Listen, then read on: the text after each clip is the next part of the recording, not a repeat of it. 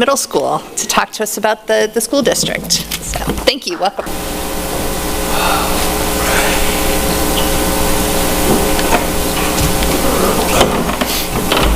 First up, I'll let you. I like how you did that. Right. That was very clever of you.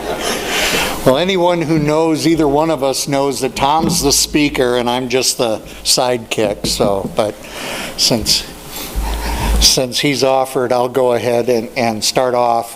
Dr. Alvey asked us to come and share some information with you regarding schools, the state of the schools in the Vermillion School District, and where we're at right now, kind of give a synopsis of our annual report.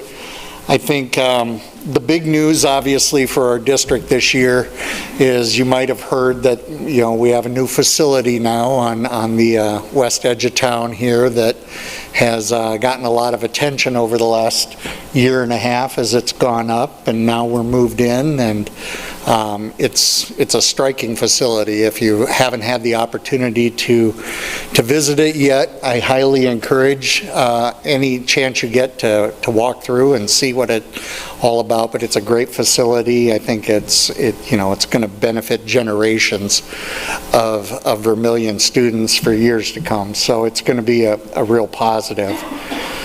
Along with the Warsaw ghetto, it's now created the middle school ghetto. Thought we tie that in.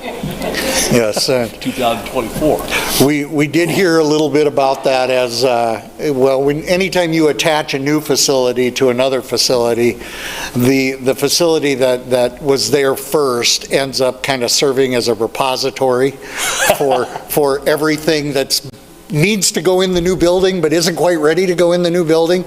So Mr. O'Boyle ended up, his other duties as assigned this summer was warehouse manager. Warehouse foreman. Still can't find some things. So yeah, that was a challenge this summer, and I couldn't say more about just how much I enjoyed being the guy in charge of the East Campus, where absolutely nothing eventful occurred this summer, fall, whatever. It's been very quiet over there in that regard. We just shared last night at the board meeting, and maybe I'll start with a little assessment data and talk a little bit about where we're at. Vermillion has a history as a school district that performs well, but we certainly have seen, I think, as in recent years especially, that as the community changes, as we become more diverse, we also see some performance changes in our student body. We see some demographic changing in our schools. We see our schools really reflect our society as a whole. And one of the things that I think is standing out right now in our data at the high school is we're looking at challenges of keeping our graduation rate up into that 90% range and up. I don't think it was that long ago that Vermillion could easily boast a graduation rate of 95%. Right now we're hoping to stay in the 90s. We're hovering right around that 89-90% range with graduation rate.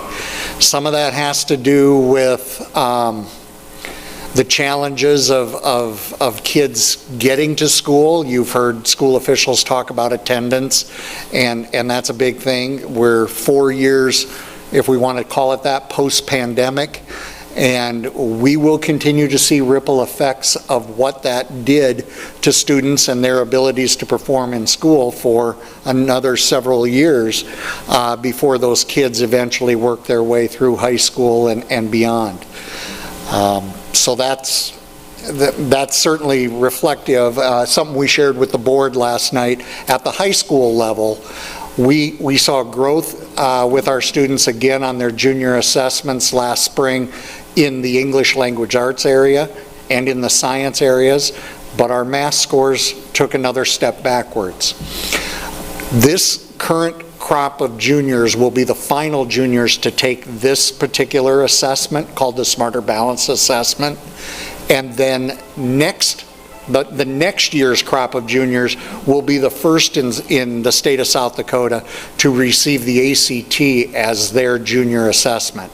And we firmly believe that we might see our scores turn around quickly once the ACT becomes the state assessment, because juniors will see the relevance of that test. They see it as more meaningful because colleges and universities, trade schools will use it as an entrance standard for those students. Right now, the Smarter Balanced Assessment by itself doesn't hold that for students, so they don't really see the meaning or the value in taking it. You want to talk at all about middle school performance? Yeah, the South Dakota assessment also doesn't test 9th and 10th graders. And so they leave middle school having gone 6, 7, 8, 3rd through... Tested every year. Every year. 3 through 8 you're tested by the South Dakota assessment, and then for whatever reason, 9, 10 are left out, and then juniors come back. So some of those kids are tested over things they haven't had, for a couple of years. Or, and we're working with the South Dakota assessment people, Smarter Balanced, if you will, to provide more interim assessments. Juniors are the most tested people in the world. Every time they show up, it's a test. I mean, it's amazing how many tests we give juniors, and at the same point in time, the results of those really won't hit home like the ACT will. Most of us in this room, if we attended or chose to attend a higher institution, had to take the ACT, and you had to score certain.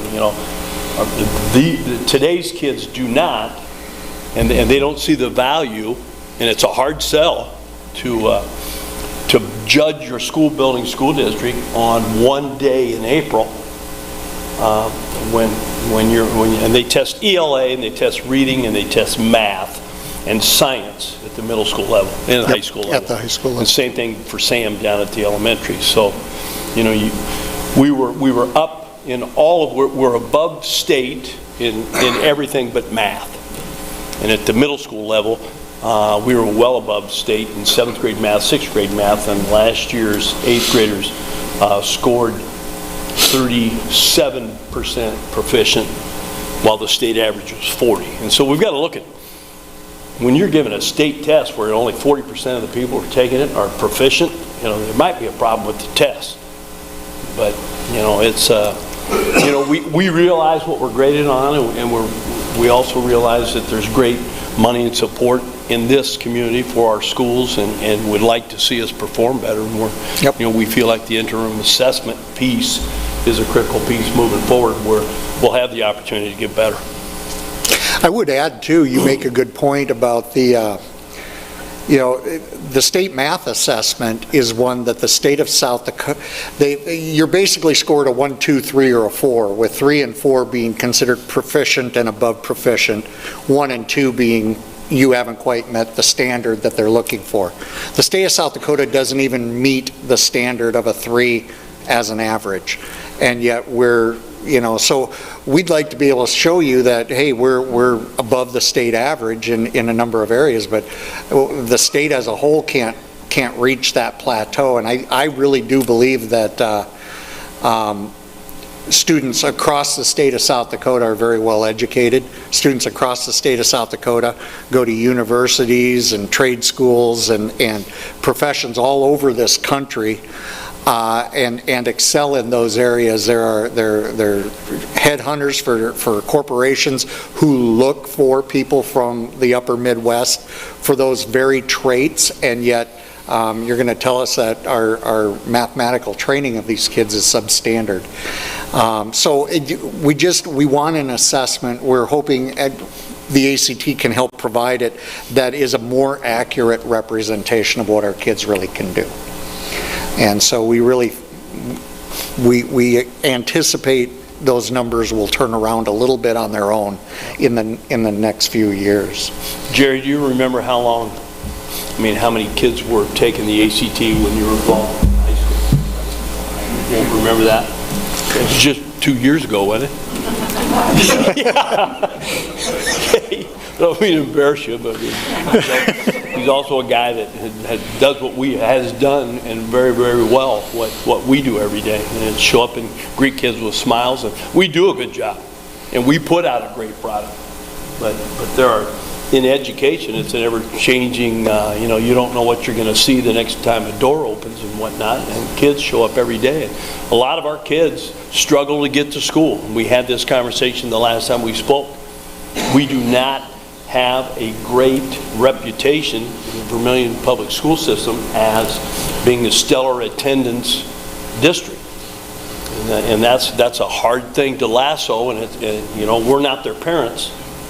And I think we're getting better. We went from 92 to 94% on a daily attendance within the last school year, but it's certainly it's a very, very hard thing, because if you're not there, you're not getting educated, and you guys know the story. If you're not there, probably nothing much good is happening if you're sick or if you're well and just choosing to stay out. So, we battle a lot of things along those lines.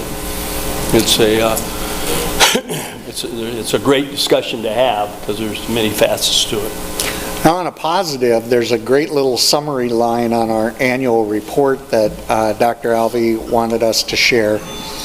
Class of 2024, our May graduates, produced 35 Region Scholars, 21 Opportunity Scholars, 36 honor students, and a 3.12 overall GPA as a class at the conclusion of high school.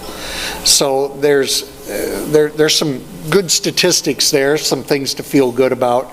Our goal, and one of the things that you hear us talk a lot about, students who are at risk, students who have trouble attending school, students who aren't performing to their capacity, because those students, they get a lot of attention, and they do impact how we perform as a school. We'd like to spend all the time touting those kids that are soaring high above, that are doing all the great things, and I don't for a second mean to undercut what they do, but obviously when we've got a graduating class of around 100 students a year, you'd like all 100 of them to walk across that stage and receive that diploma. You'd like to see every single kid walk through the Vermillion schools from kindergarten through their senior year and be able to point to something that helped connect them to what they're going to do and become in their future, that there was an educator that made a prominent impact on them, that there was a program or an activity or a coach that made that mark. And I think every student gets a chance to have that kind of experience, but we really, really would like to see we'd like to get that success rate as close to 100% graduation rate as we can get. What questions would you have of us? There have to be. Patrick. So the ACT will be required for every South Dakota junior. Yes. And then I'm assuming that means free of cost. Yes. One time free of cost. And that will be during the school day as opposed to a Saturday. You're exactly right. So that's really not even just like a good, better assessment tool that's going to open up to maybe a student that the cost of the test was maybe a little bit prohibitive. How do we get there on a Saturday? Right. Yep.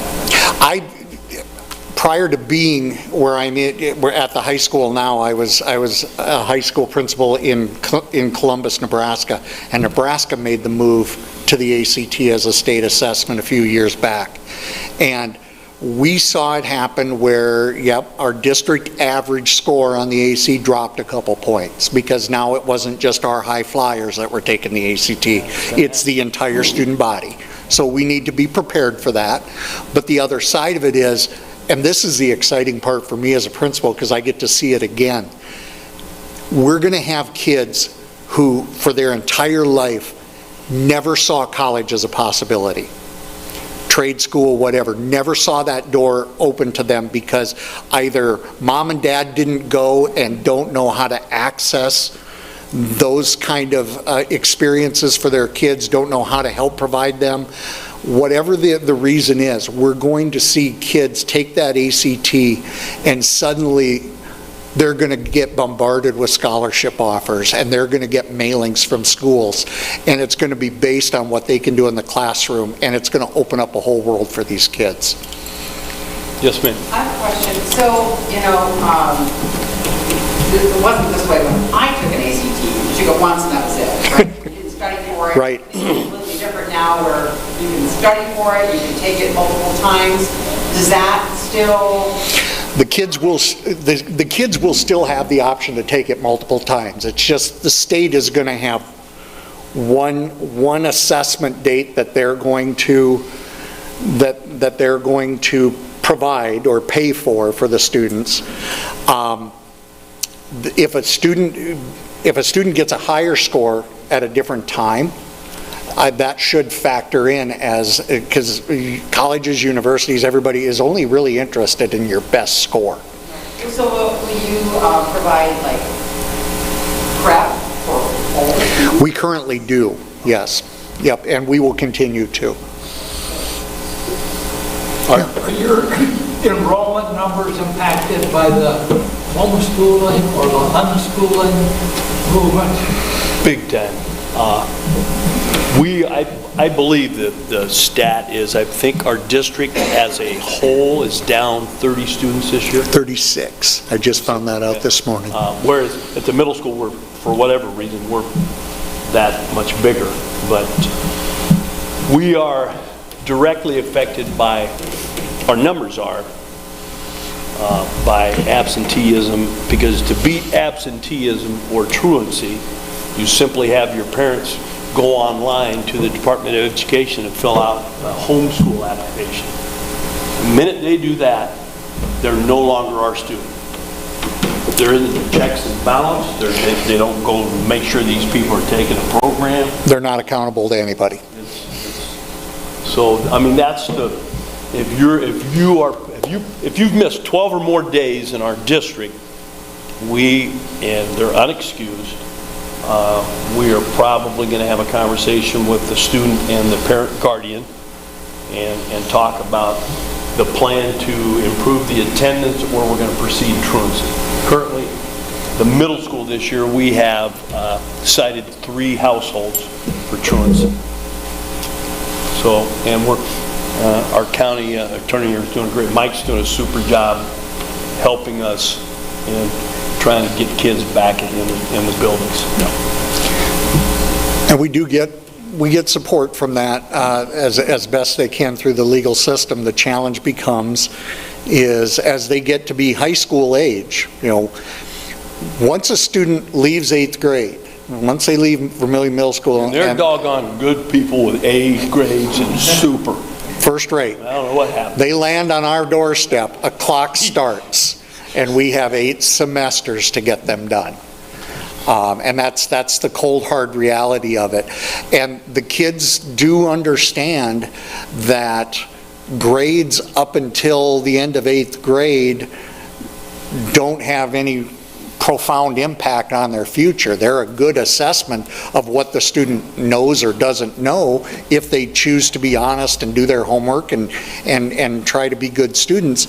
But what we get sometimes are these scholars coming from the middle school who aren't quite in tune to the idea that in 8 semesters you want to put a diploma in my hand, and that means I've got to have earned 22 credits, half credit per semester course, and the math works out that there should be plenty of time to accumulate 22 credits in 4 years, but it goes quickly, and a kid who has a habit of either not coming to school or not doing their homework, things like that, those students are set up to fail. So we're constantly looking at what we do as a school system, as a high school, as a middle school, as an elementary school, to help students be better prepared to take on their academics and balance that with the other things they're involved in life. We want well-rounded students. We want kids that are involved in activities or sports or both, music, speech activities, theater, all the various athletic activities that we excel at here in Vermillion. We've got a lot of opportunities for kids. We just received grant funds to start up a JAG program at Vermillion High School. You'll be hearing more about that, but JAG stands for Jobs for America's Graduates.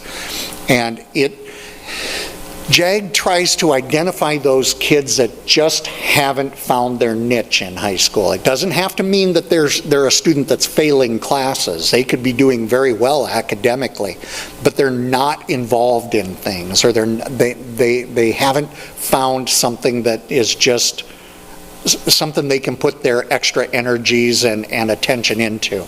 And we have an on-site JAG specialist now who will teach a couple sections of that starting in the spring.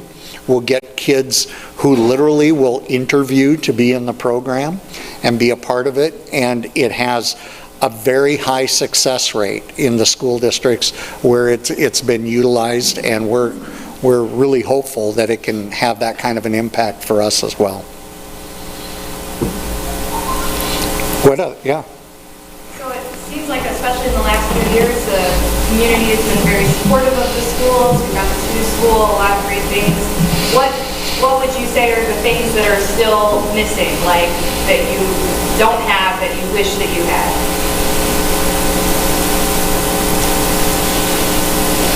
I don't believe there's anything missing. I think we're in the infancy stages of a Boys and Girls Club.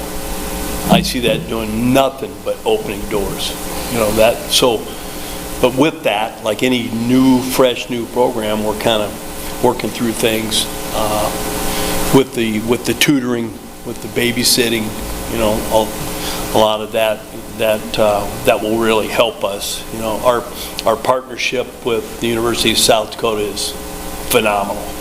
I have 62 kids that are in the honors program in whatever area they are at the U that come over and tutor our kids during our kids' study hall. So they come over and during the day take time out of their schedules and meet with our kids twice a week.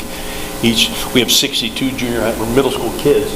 They're being tutored twice a week for 35 minutes a shot with these kids coming over. So, those are the things that I think will turn the tide, and we really have kids that may come to school because that tutor's going to be there that day, and they just need the help. When you're looking at statistics, you can make statistics look, as a coach, I can tell you that. I mean, you can move the ball for 100 yards or 500 yards, still get beat, and make that sound good. You still lost. The statistics say, 84% of our middle school kids are involved in extracurriculars. That's unbelievable. Mm-hmm. We have 350 kids in that building, and 84% of them are involved in doing things. So with the Boys and Girls Club, when you pass a school bond, it's 75% first time.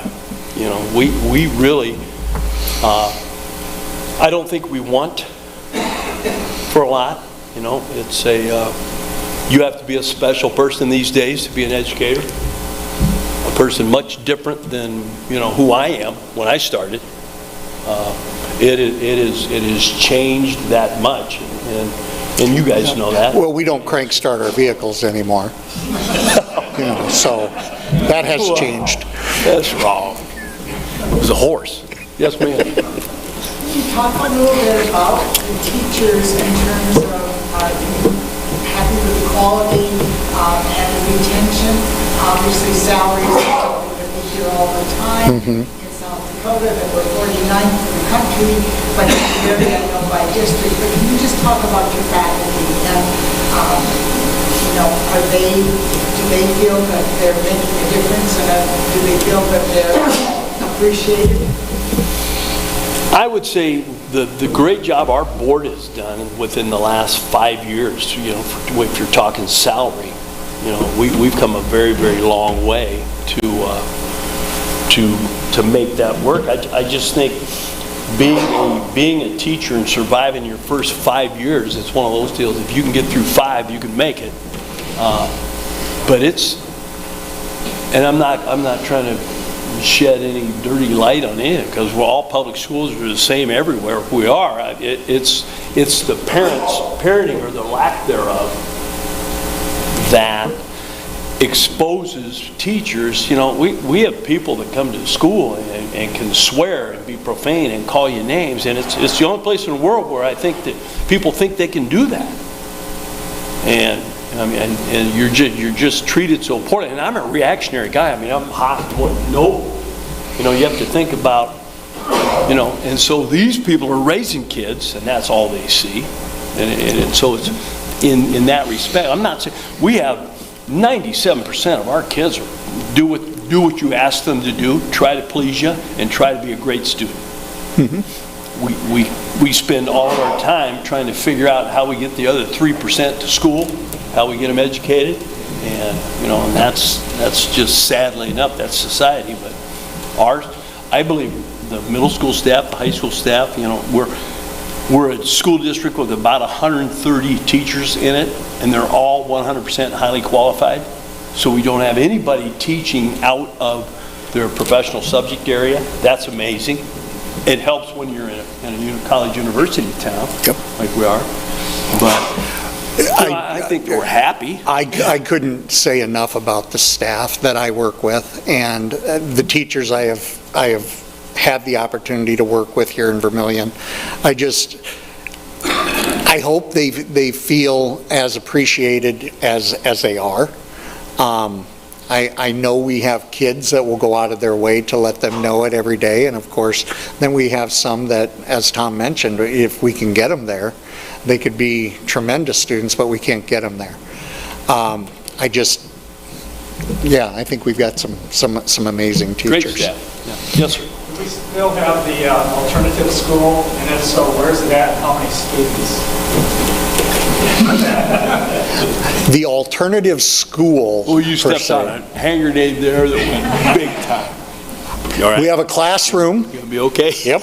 We have a classroom. There was a single classroom added when the district administration offices were added to the high school, and it's just north of the theater on the north side of the building there, and that is our alternative education or our credit recovery classroom.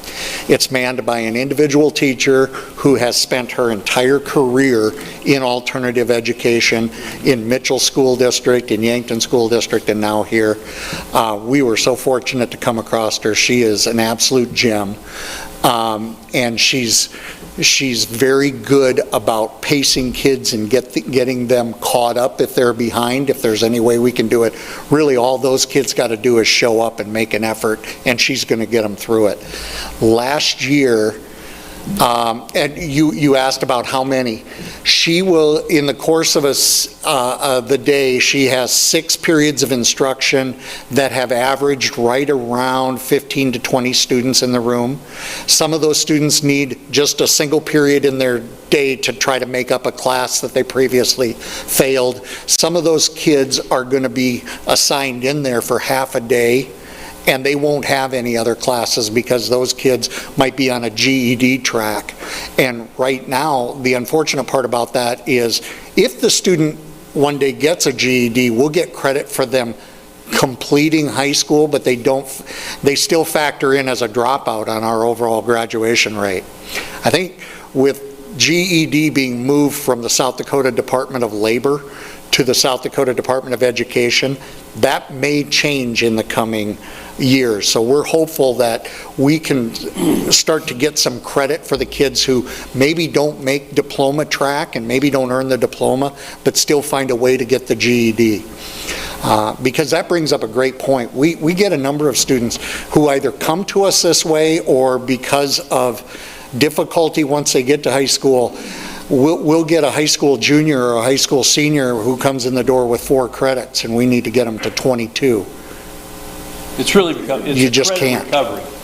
It's not the old alt school that we knew behaviors would put you there, or, yep. I mean, it's a credit recovery, and so you have to fail to get there. Yep. That's hard. Yes, ma'am. Going back to the ACT, the getting rid of the standardized tests as a junior, it's my understanding that on the state standardized testing, students have accommodations at all, if they're not allowed to use them on those. They are allowed, you actually are allowed to have accommodations on the ACT. Yes. On the ACT? Yep. So if you have an IEP or a 504 plan, what ends up happening is those plans are sent in ahead of time to ACT, and ACT decides what accommodations they're going to allow. And they might permit a student to take the test over a course of a couple days. They might allow the student to just have extended time periods, so they'll take the test all in one day, but instead of having an hour for this segment of the test, they might get an hour and a half or something like that. But each individual student's accommodations are a little different. But they don't allow it on the standardized? Yes, they do. Yep, Yeah, they do. Yeah, yeah. Yeah, that's federally mandated, which is good. Yes, sir. From time to time, we hear about deficits in school lunch funds. Which sometimes can find a way to stigmatize some kids because their accounts are not correct. How do we do that? And does any school have a deficit problem with lunch and food account? We, Yep, go ahead. Lunchtime Solutions is the lunch group that we go through, so we don't employ our own school lunch people. You know, it's a separate entity. Sort of like the university does here. Right. We do have kids that, you know, unfortunately will, you know, their accounts go dry and whatnot. They are given an alternative meal. Okay, it's not going to be what the guy in front of you or the guy behind you has, but it's, you know, they are fed. We do take the Vermillion Public School Foundation provides each school with money called an angel fund that I will take and put in kids and accounts, and then people just come by and donate. You know, we also do that as well, but it's, you know, we really don't advertise that.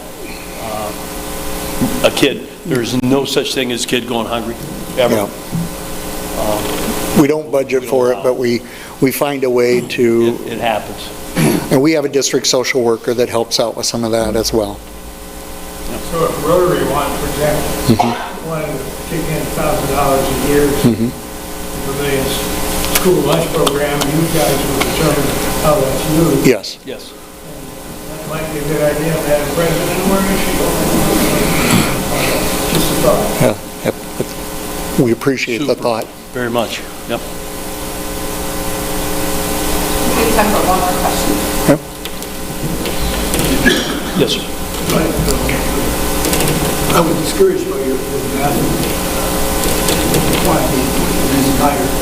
I've never had kids go through the Vermillion district, but I did contribute quite a few times to school supplies, and they refused the per function calculator. They were higher. So this test that we're going through will include calculus, and when it becomes more difficult, is that one reason it's lower? The South Dakota assessment, kids, it has its own calculator on it, so they can hit a button and it pulls up. Certain parts of the test you're not allowed to use a calculator, but other parts of the test, 6th, 7th, and 8th, I can Right. speak for. And the kids are trained in class on the use of those devices, so, Because I mean, I didn't get calculus in grade school or even the first year. well, sure. None of us did. No. But we could. That's still that's a senior level class.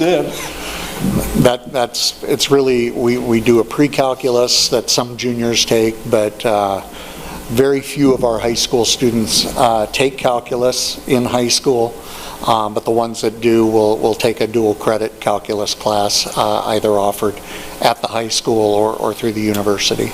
So we do have some. I don't understand how come it's so low.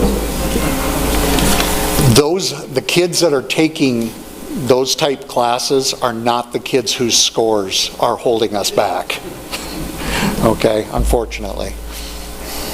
Yeah, sometimes those are the kids who maybe haven't bought into taking the state assessment. I'll be honest with you. I know this seems shocking, but on occasion a junior in high school will not see the relevance of the test on the computer in front of them, and they'll just click, click, click, click, click, click, click until they're done. And that's unfortunately what you end up with are low scores. So we're hoping the ACT will change that, because they'll see the value of taking that test and scoring well on it. So, Thank you. thanks for having us.